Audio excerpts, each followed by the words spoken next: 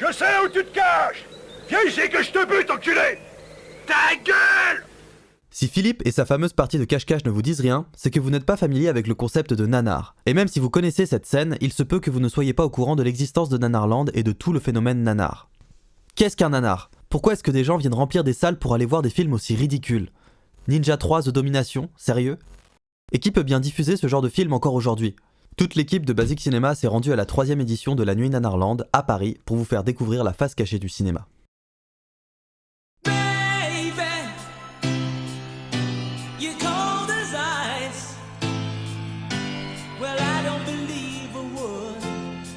But you were willing to sacrifice. I know you're in the sniper's sights, and God only knows he strikes when there's no one out there to fight. In the white fire, diamond dancing Santa Fe, such a noble red. I said white fire, rolling like a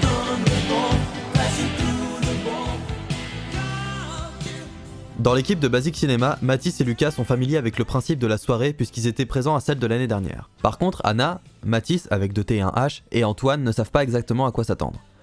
Au programme de cette soirée, 4 longs métrages entrecoupés de tonnes de bandes annonces et extraits de films, des jeux et des animations sur un programme qui s'étend de 18h à 8h du matin le lendemain, ce qui nous a laissé le temps de rencontrer pas mal de monde et de discuter de leur vision de ce qu'est un nanar. Pour définir un nanar à quelqu'un qui connaît pas, c'est un film qui est fait avec des bonnes intentions, qui a voulu faire quelque chose, mais qui est tellement pourri, qui est fini par être juste très nul, mais au point que c'en est drôle. Le nanar, si on considère que finalement le nanar c'est le mauvais film qu'on aime bien, on a coutume de dire que c'est un mauvais film sympathique. Parce que le navet c'est plutôt le mauvais film qu'on n'aime pas parce qu'il nous ennuie. C'est un film qui tape tellement à côté de la plaque qu'il fait rire en fait. Donc voilà, en gros c'est ça un nanar. Un film si mauvais qu'il en devient drôle. Movies so bad, they're good, dans la langue de Michael Bay. Issu du monde obscur du cinéma d'exploitation, chercher l'origine des nanars n'a pas vraiment de sens en soi, car chacun a une définition plus ou moins précise. Le terme nanar est un dérivé du mot navet, qui désignait au 19e siècle une œuvre extrêmement mauvaise. Mais le nanar tel qu'on le connaît est apparu dans les années 50 et s'est démocratisé il y a une petite vingtaine d'années avec l'avènement du site Nanarland, autoproclamé le site des mauvais films sympathiques.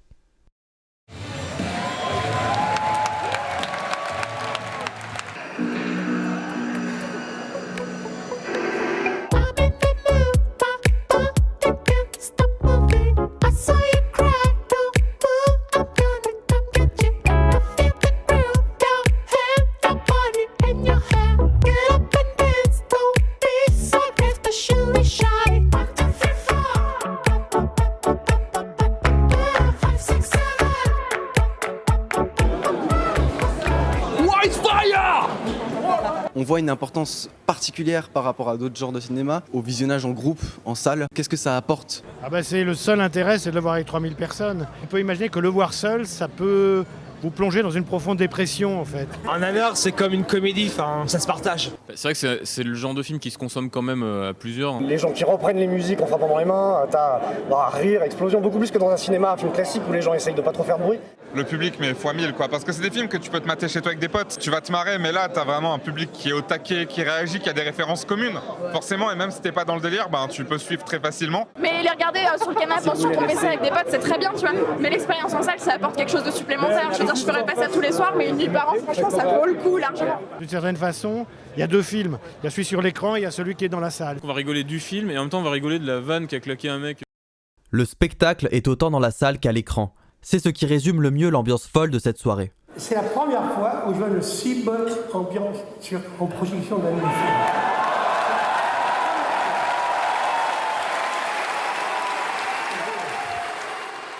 Si les gens viennent au Grand Rex, ce n'est pas pour voir Zombie 3 et Whitefire dans la meilleure qualité possible, mais plutôt pour partager cette expérience, parce qu'un nanar ça se voit à plusieurs. Moi j'ai vu des nanars, c'est toujours avec mes potes. Jamais j'ai été aussi heureux de vous avoir tous comme amis. Jamais.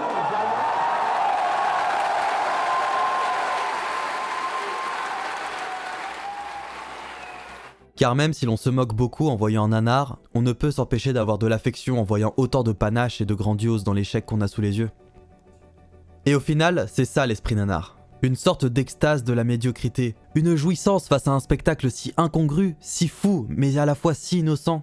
D'ailleurs, hier, ma fille me dit, mais Ils sont pas un peu chelous les gens qui viennent voir des films trop nuls? Car un nanar, c'est avant tout un film fait avec de bonnes intentions. Enfin, au moins l'intention de faire un bon film. Et c'est aussi ça qui fait que c'est si hilarant. Parce qu'un réalisateur de nanar est à fond dans son délire, qu'il va jusqu'au bout et qu'il en est fier en plus. Et jamais personne n'aurait pu atteindre un tel degré d'absurde consciemment. On se rend compte que personne n'a jamais douté de rien. Mais c'est pas grave, c'est-à-dire il y a une forme d'innocence qui réjouit tout le monde. Je me demandais si t'avais une sœur en vrai.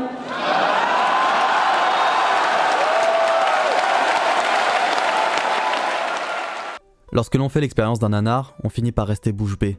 C'est comme si le film nous envoûtait, mettait notre cerveau en veille et nous faisait juste apprécier le film pour ce qu'il est. Un bête film sans prétention, mais quand même vachement marrant.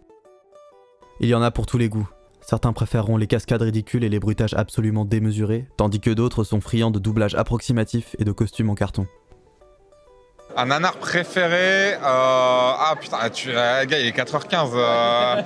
J'ai regardé pas mal de vieux Batman. Le clandestin, avec un chat mutant qui ouvre sa bouche et qui a un chat qui sort de sa bouche, qui est génial. C'est un documentaire italien qui s'appelle Suède, Enfer et Paradis. Devil Story. Je pense que ça reste Lunar Cop, un de ceux que j'ai préféré. Au sauvage, Poultrygeist, un mec qui a mangé un poulet avarié, qui se transforme en poulet et qui défonce tout le monde. Independence Day 2, parce que c'est pas un film qui se veut nul, c'est un gros budget, hein. Il est sorti l'an dernier, tout ce que vous voulez. Ça se veut bien, et ça l'est pas, mais c'est très très bien. Et pourtant, les nanars restent des films avec leurs qualités et leurs défauts. Et on peut très bien en tirer quelque chose. Bien sûr, tu peux apprendre ce qu'il faut pas faire. Ou tu peux apprendre ce que tu peux faire aussi. Typiquement, dans le deuxième, il y avait des super plans dans ce film. Alors, ça jouait pas ouf, c'était un peu chiant, mais il y avait des super bons plans, tu vois, il y a des bonnes idées. Les mecs se permettent des trucs niveau pitch, il y a une créativité dingue dans les nanars. Donc tu peux apprendre énormément. Voir un nanar, c'est donc une expérience collective unique. Des éclats de rire sincères et des phrases hallucinatoires où les neurones semblent avoir du mal à se connecter entre eux tant le spectacle est indescriptible. Il faut le voir pour le croire.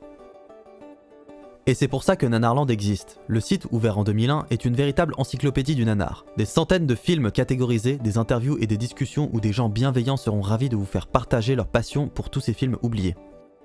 Ce qui nous motive à montrer ces films, en fait, c'est que c'est des films qui nous ont fait marrer. Donc, ça a commencé sur des jauges évidemment plus petites, et puis là, on se rend compte qu'il y a un véritable engouement pour ce genre de film. Et voilà, donc c'est le plaisir, en fait, de montrer des films, ces films-là, au plus grand nombre possible, finalement.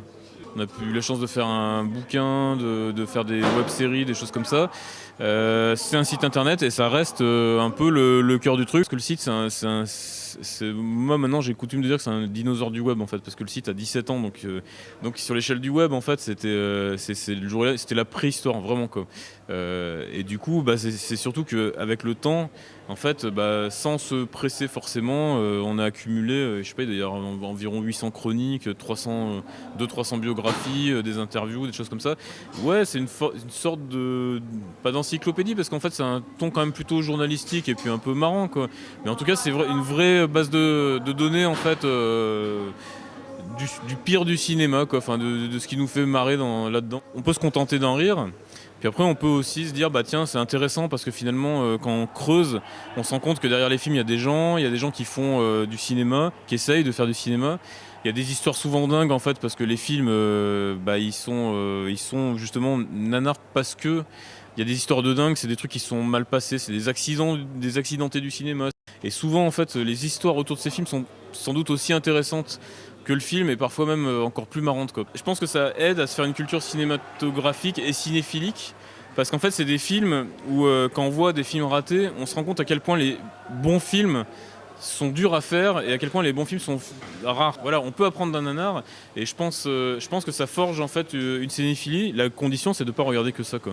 C'est-à-dire que se dire si on est dans un esprit rigolard et on se dit moi je regarde que des nanars parce que voilà, finalement on n'est plus dans une logique de cinéma, on est dans une logique un peu de moquerie qui est un peu l'essence aussi du truc, mais on rate quelque chose. Donc je pense que si on est dans une démarche cinéphile, c'est intéressant aussi de temps en temps de se tourner vers les nanars pour voir ce qui se fait. Parce qu'après, la cinéphilie, la vraie cinéphilie, c'est de regarder un peu tous les cinémas quoi. Le cinéma a toujours été une expérience collective. Et même si cet esprit se perd peu à peu avec l'arrivée de la télévision puis de Netflix, vivre un film à plusieurs, c'est vraiment quelque chose. Alors si vous devez ne retenir qu'une chose, c'est ça. Allez voir des nanars. Allez en salle aux événements organisés par Nanarland dans de nombreuses villes de France et de Navarre. Ou trouvez-vous quelques potes autour d'un canapé et profitez d'un moment entre amis à mater un truc sans queue ni tête. Comme Turkish Star Wars par exemple.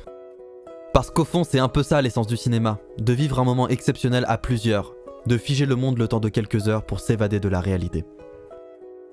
Un grand merci à toute l'équipe de Nanarland qui nous a laissé une chance de faire cette vidéo, alors que la chaîne venait tout juste de naître. On a vécu quelque chose d'incroyable cette nuit et on s'en souviendra toute notre vie. Si cette vidéo vous a plu, vous pouvez la partager à vos amis et j'invite tous ceux qui sont intéressés par les nanars à checker l'espace commentaire et à partager vos expériences de cinéma alternatives. Vous pouvez vous abonner pour suivre notre chaîne. Basic Cinéma, c'est une vidéo par semaine sur tout le cinéma. À lundi prochain.